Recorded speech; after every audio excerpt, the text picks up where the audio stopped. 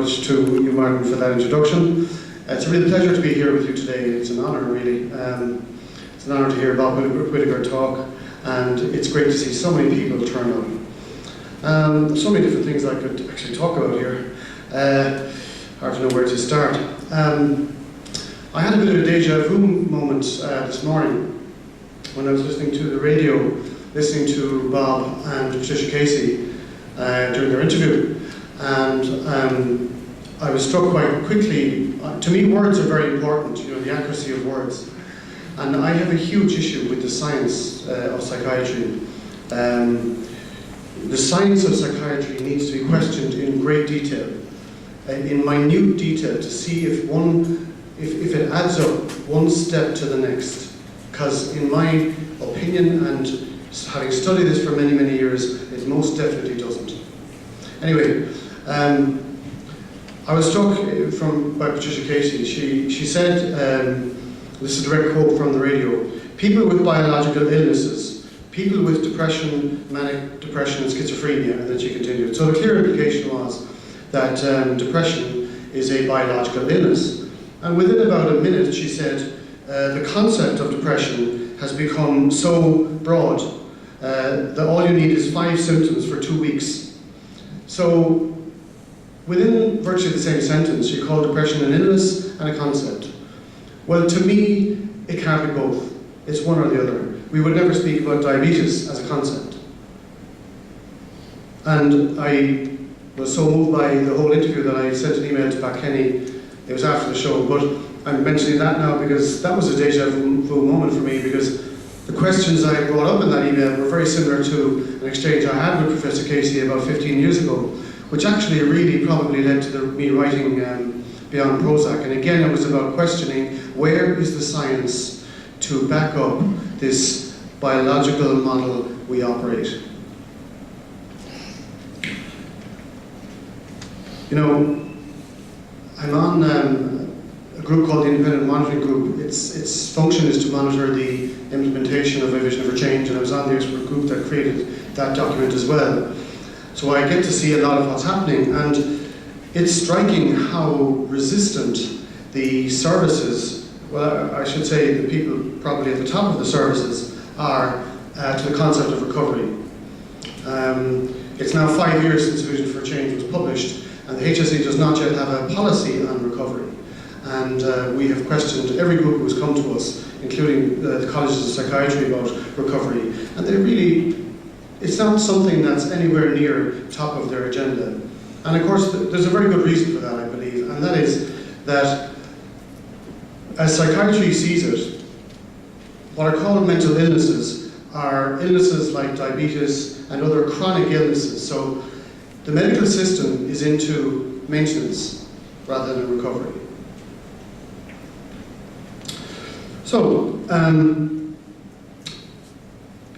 epidemic. You know, is there an epidemic? And if there is an epidemic, what's an epidemic of? If you take depression, for example, in the late 1980s, just before Prozac came into being, depression has been diagnosed in about 1 person in 10,000. Now it's 1 in 10, or as I think Kathy said earlier on, perhaps even 1 in 4. So just think about that. In a 30-year period, the frequency of diagnosis of depression has gone up 1,000-fold. Now I can tell you as a doctor for 40 years, 30 years, that's unprecedented.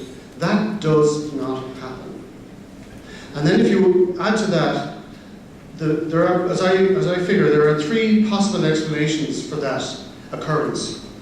The only one that really fits with the medical one is that there has been some massive biological change in humanity in a very short space of time, which has somehow caused a biological change leading to depression. I don't see any other theory that would explain that. That would coincide with the medical approach. And I can tell you that no such biological change has happened. In terms of biological evidence, we're as close to that now as we were 30 years ago. So that's one possible explanation. Another is that human beings have gone through a radical change in their emotional and psychological being, I suppose, in the past less than 30 years. And I'm not sure that's happened either. I know life in some ways has got more stressful, but not to the degree of a 1,000-fold increase.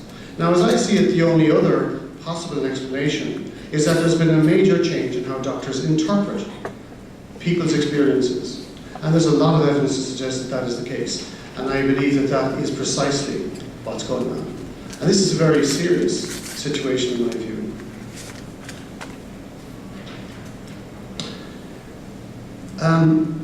I've worked now for over 10 years purely in mental health. So I have a lot of experience at this stage, even since Beyond Prozac was published in dealing with people who have been diagnosed with mental health problems. And now I work with my partner Marianne in Limerick. Again, most of my focus is on people who have experienced mental health problems and diagnoses. Now, a striking characteristic of psychiatry is that it doesn't seem too interested in people who have recovered, which to me is fascinating. You know, if people have recovered, I know, this is going way back, when I encountered people who had recovered, I got excited, I got interested, I said, how did you do that? I didn't know you could recover from schizophrenia or bipolar, how did you do that? And I started inquiring and I started exploring. You know, whereas doctors are generally not interested in that, you know. A chap coming to me who had been diagnosed as having paranoid schizophrenia for about 7 to 8 years, and he had had several hospital admissions. Now, I'm not saying people don't have experiences which are extremely distressing. Yes, they do. The issue is, are they mental illnesses? You know, I'm not questioning the experiences for a second. Anyway, I can see how this person ended up being diagnosed as having paranoid schizophrenia. I can see what would be called the characteristics. But after a period of working with me for about 3 or 4 years, he was off all medication. And I suggested to him, for his own sake, that he didn't tell anyone that he was actually reducing medication, or when he was off it, that he would tell no one that he was off it for a year. And my logic for that was, if he told people that he was reducing, everybody would be looking at him and seeing how he is now, kind of thing. And you know, the pressure that would put on him would seriously affect his progress. So he went back to his psychiatrist a year later and told him, I'm off medication now. He had been going to the clinic about every 4 or 6 months, answering the usual questions, taking the prescription, not filling it. And so he went back a year later and said, actually I haven't taken the drugs for a year. And the psychiatrist said, nice chap, I know him. And he said, well, I suppose we can't force you to go back in them. That was his answer. Whereas to me, that chap was such a learning possibility for that psychiatrist. I would have grabbed that guy and brought him in and said, how did you do it? Tell me how you did it so I can help other people. But generally, doctors aren't interested in that. And it's because psychiatry is fundamentally a belief system. It is not evidence-based, despite what you will hear. As I said, I'm a doctor for 30 years, a GP for 17, and purely in mental health for 12. And I have never, ever encountered a person who has had any psychiatric diagnosis confirmed with any test under the sun. And of course, they never have tests done because there are no tests. So there's an enormous issue here about misinformation. So if we're to go back to the question of is there an epidemic? There is an epidemic. There's an epidemic of misinformation and misunderstanding. And it's enormous. And it's so big that it simply has to be tackled. And you know, I've been on the radio many times and stuff, and it's difficult in that brief few minutes to put those points across. But it really is time for a really open, comprehensive debate, where the debate is not managed and it's not controlled by either party. And let's hear what the science really is. Because I believe the emperor has very few clothes, probably none, really. So, I'll just give you some examples of people working with me. I call my practice a recovery-focused mental health service, because my focus is always on recovery. Now, it's realistic recovery.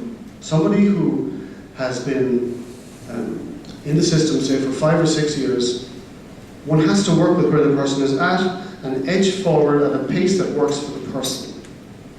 It has to be person-centered and based on their needs and their possibilities. And in the services, we miss the point.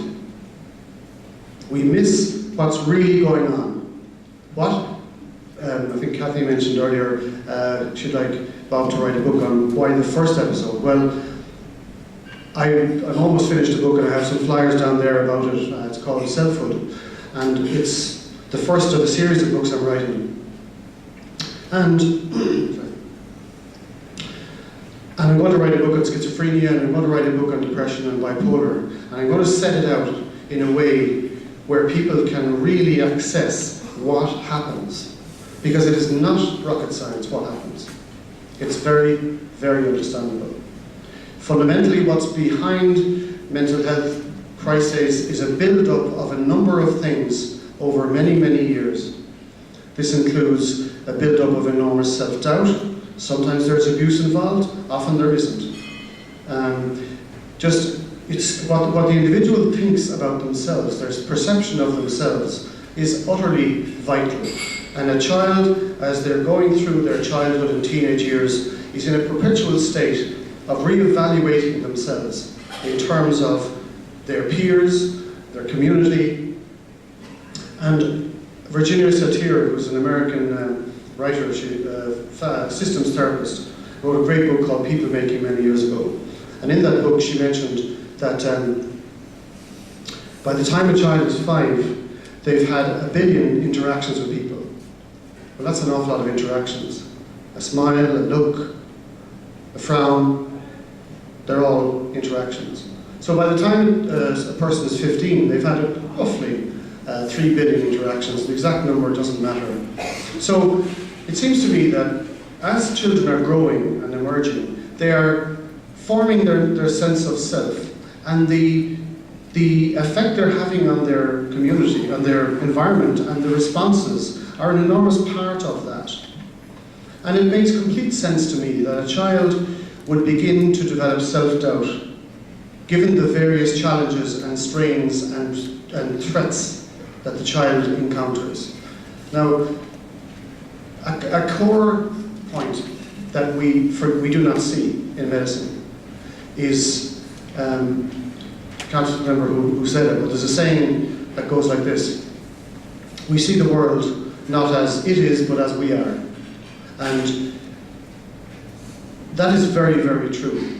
So when somebody goes to a doctor and say is hearing voices or has what is called paranoia, or whatever the experience is, the doctor evaluates it from his side of the desk, from his perspective.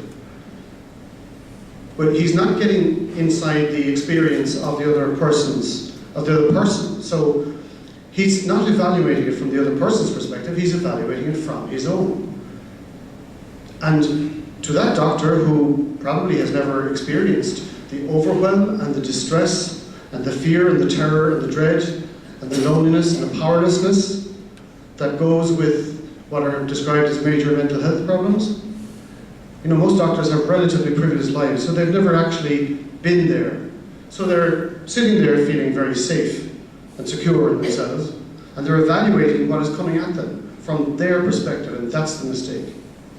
Because once you metaphorically cross the line and accurate empathy, the whole idea of really tuning into what the person is experiencing, then it all makes sense.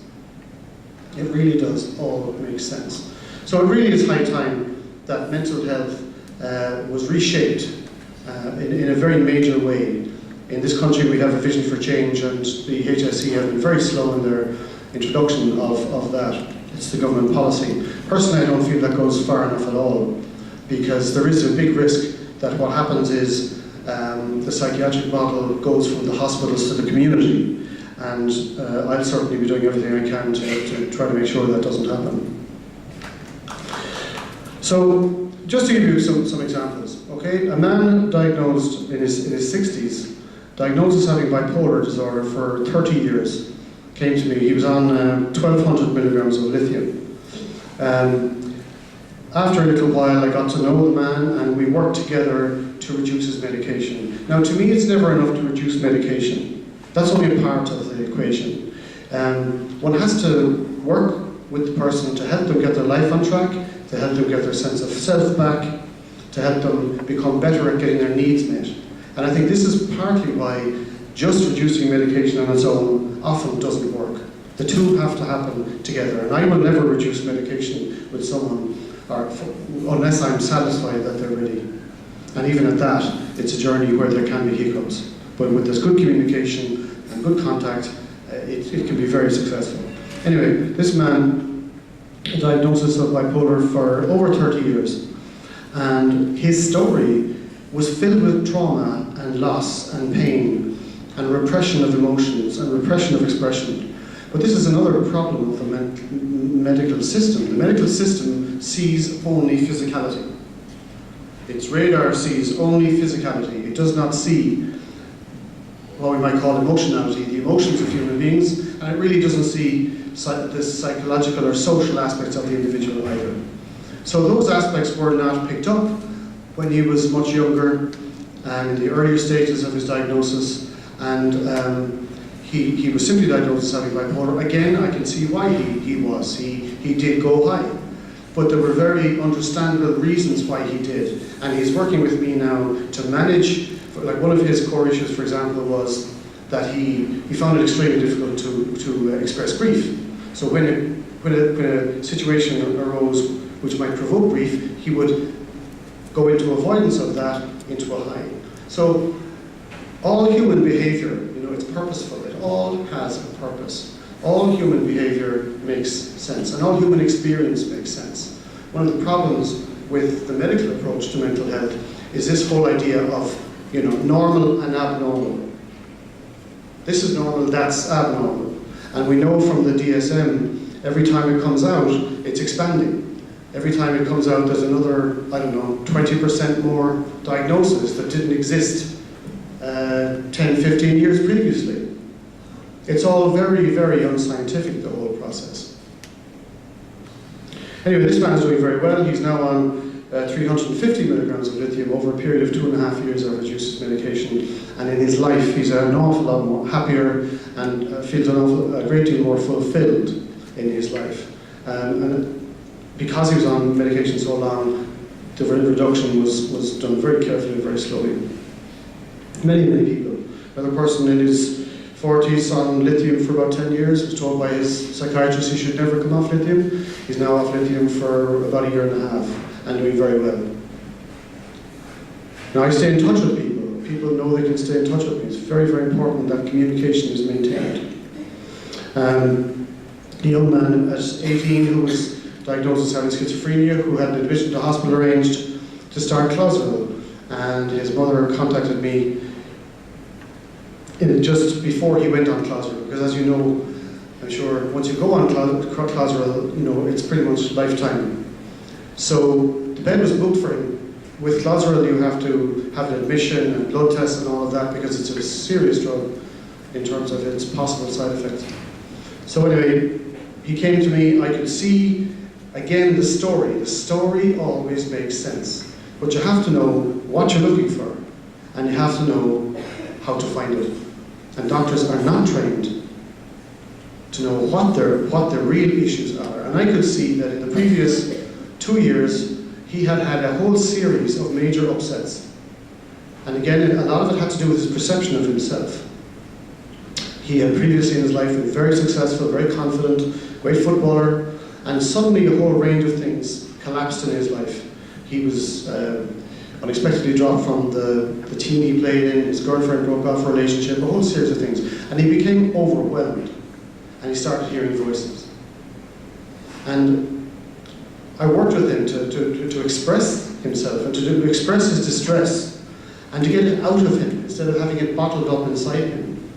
And he was on other medication, and again, once I had worked with him for a while, maybe 4 or 5 months, I was happy to start reducing his medication over a period of about 9-10 months, I think, for him. And he's been off medication for the past 3 years. And he's fine, he's doing great. I heard from his mother about a year and a half ago, Friday.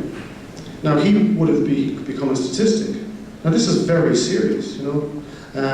How many other people around the country, around the world, are falling into this system which just perpetuates itself? We sometimes forget that one of the main aims, I suppose, of I was going to say an industry, but of any organisation, is its own survival. And I've seen very few organisations who have voluntarily surrendered is the wrong word, but acknowledge that they need to play a much lesser role in any particular activity.